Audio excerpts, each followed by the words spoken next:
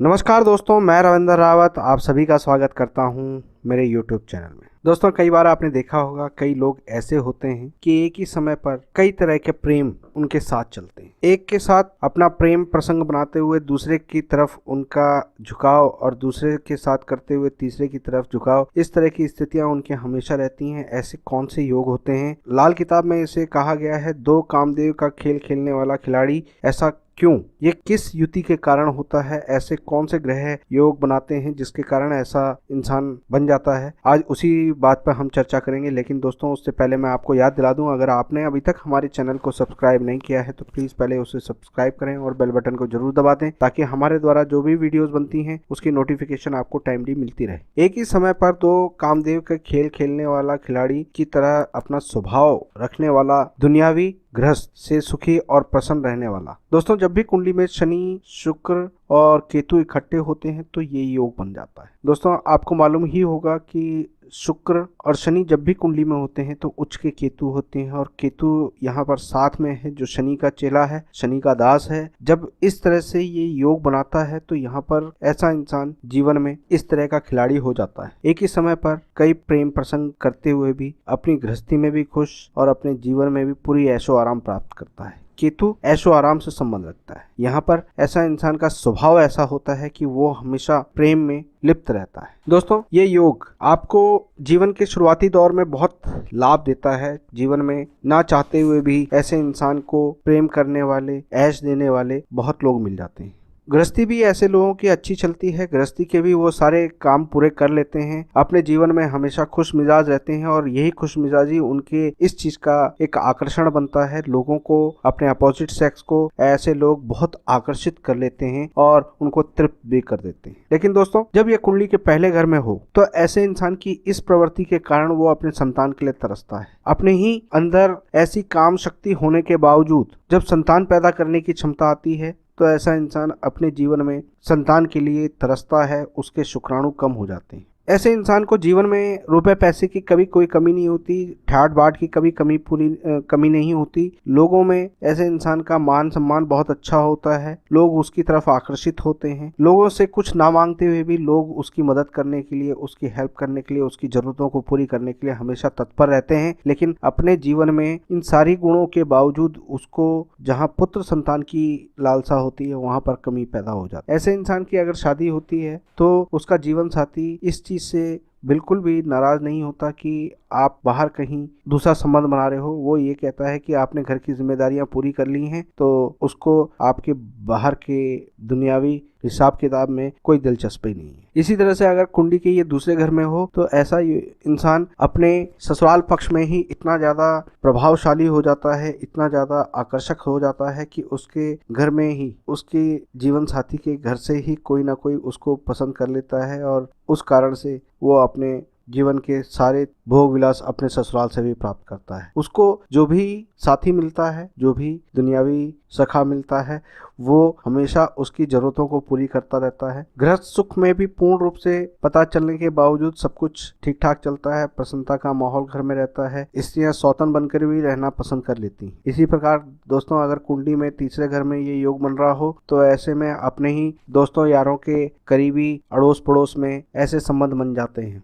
ऐसे लोगों को उनकी काम शक्ति को संतुष्ट करने के लिए उनके पड़ोस से ही उनको सपोर्ट मिल जाता है। उनकी जरूरतों के लिए, उनके व्यक्तित्व के लिए, उनके स्वभाव के लिए लोग हमेशा उनको सहायता करते हैं और उनके जीवन में किसी कमी को एहसास नहीं होने देते। दोस्तों, अगर ये कुंडली के चौथे घर में हो तो ऐसे इंसान एक समय पर दो गृहस्थी बसाकर बैठे होते हैं। दोनों गृहस्थी में पूर्ण सपोर्ट उसको मिलता है, परिवार वालों का व जीवन साथी का पूर्ण इस बात को जानते हुए भी पूर्ण सपोर्ट प्राप्त होता है, और हंसते खेलते पूरा जीवन व्यतीत होता है। कुंडली के जब ये 5th हाउस में हो तो ऐसे इंसान को जितना हो सके इन चीजों से दूर रहना चाहिए, अन्यथा संतान के लिए उसको तड़पना पड़ जाता है। अपना जीवन साथी उसको किसी मजबूरी वर्ष दूसरी गृहस्थी बसाने के लिए तैयार हो जाता है, और वो इंसान उस कारण से अच्छी नाम शोहरत प्राप्त करता है, समाज में एक प्रतिष्ठित व्यक्ति तो बन जाता है, लेकिन चरित्र के मामले में लोग उस पर भरोसा नहीं करते। कुंडली के 6th हाउस में ये योग अपने जीवन के एम्बिशन को पूरा करने के लिए ऐसे लोग इस तरह का समझौता कर लेते हैं। अपनी गृहस्थी के साथ दूसरी गृहस्थी बसाना अपने विरोधी, अपने विपक्षी पक्ष को अपने फेवर में करने के लिए वो उनके साथ विवाह जैसे संबंध बना लेता है। शारीरिक तृप्ति करने के एवज में उसे अपने विरोधी पक्ष को कमजोर करने में मदद मिलती है, इसलिए वो लोग इस तरह के क्षेत्र में आगे बढ़ते हैं।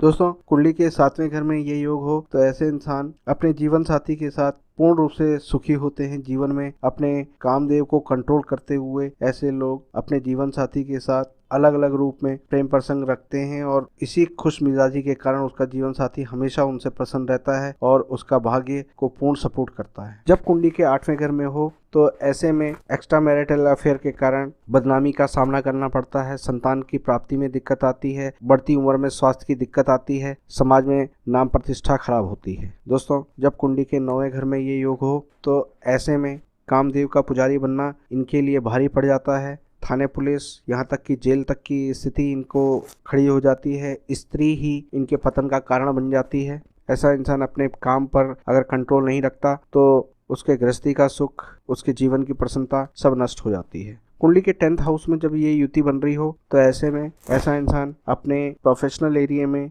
अपने करेक्टर को छोड़ देता है और वहाँ पर कहीं ना कहीं उसके एक्स्ट्रा मैरिटल अफेयर हो जाते हैं, जिसके कारण उसकी गृहस्थी और उसका प्रोफेशनल पार्ट दोनों ही इफेक्टेड होता है, जिस कारण से अपनी संतान, अपने समाज और अपने प्रोफेशन एरिया में उसे बदनामी और नीचेपन का सामना करना पड़ता है। दोस्तों, जब कुंडली के 11th हाउस में ये योग हो तो ऐसा इंसान छोटी उम्र से ही कई गर्लफ्रेंड बनाने के शौकीन होते हैं। ऐसे लोगों को बहुत शौक होता है कि वो एक समय पर अलग अलग तरीके से अपना बॉयफ्रेंड या गर्लफ्रेंड बनाएं और उस कारण से वो जैसे जैसे उम्र में बढ़ते हैं, ये आदत उनको मुसीबत में डालती है। संतान पैदा करने की क्षमता खत्म हो जाती है, शरीर में सेक्सुअल रोग पैदा होने के योग बन जाते हैं। तो यहाँ पर बहुत ज़्यादा ध्यान रखने की जरूरत होती है, क्योंकि इसके कारण अपने गृहस्थी और अपने जीवन का सुख, अपने शरीर का सुख, वो तीनों ही इनके खराब हो जाते हैं। दोस्तों, जब कुंडली के 12th हाउस में ये योग हो तो ऐसा इंसान बहुत ज़्यादा कामुक होता है। अपनी काम शक्ति के कारण हमेशा नए नए साथी ढूंढने की कोशिश करता है और सबको तृप्त भी करता है। जवानी के समय पर उसकी यही क्वालिटी लोगों को अपनी तरफ आकर्षित करती है। लोग उसकी जरूरतें पूरी करते हैं। जैसे जैसे उसकी उम्र बढ़ती जाती है वैसे वैसे उसको